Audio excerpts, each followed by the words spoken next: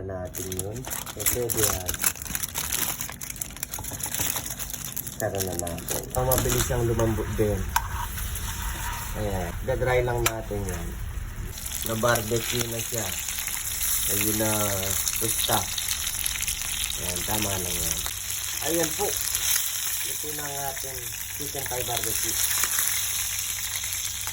Ayan, halin natin sa ating parang binalot siya mga Pinoy turds. Kaso aluminum.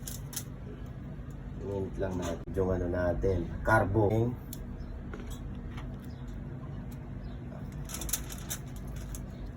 Okay. Ayan.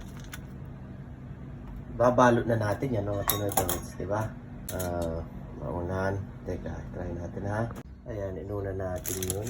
Pwede yan. Tara na natin. Ating binalot.